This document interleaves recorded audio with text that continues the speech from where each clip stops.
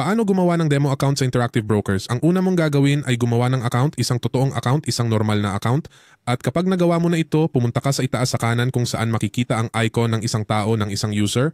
Pagkatapos ay i-click mo kung saan nakasulat ang configuration. At kapag narito na tayo, hahanapin natin ang option na ito na nakasulat dito na demo account. Sa kaso ko ay aktibo na ito. Pero sa kaso mo ay hindi pa lalabas ang anumang numero na naka-associate. I-click mo lang ito at dito mo ito i-configure. Sa akin ay lumalabas na para makapasok. Pero sa kaso mo ay hihilingin sa'yo na magtalaga ng pangalan ng user at i-configure ito ng buo. At kapag na-configure mo na ito ng buo at naitalaga na ang pangalan ng user at numero ng account at maayos na ang lahat, i-click mo lang ang save.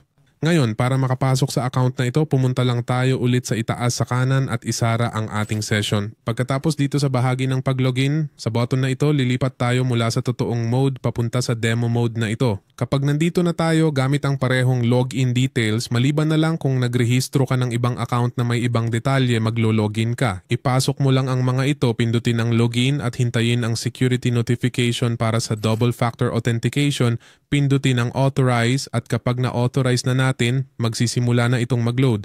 Dito na lalabas na simulated at automatikong maglo-login tayo kaya hintayin lang natin ng kaunti hanggang matapos mag-load. Maghintay lang tayo ng ilang segundo at dito na lalabas na available ang ating account. Sa kasong ito, bibigyan tayo ng $1,000,000 na magagamit sa simulated o demo na paraan. Tandaan na ito ay hindi totoong pera at maaari kang mag-trade gamit ang perang ito ng direkta at magagamit mo ito sa platform na ito nang hindi kailangan mag-invest ng sarili mong pera at magpatuloy sa paggawa ng mga pagsubok bago tuluyang lumipat sa iyong totoong account at mag-invest gamit ang totoong pera.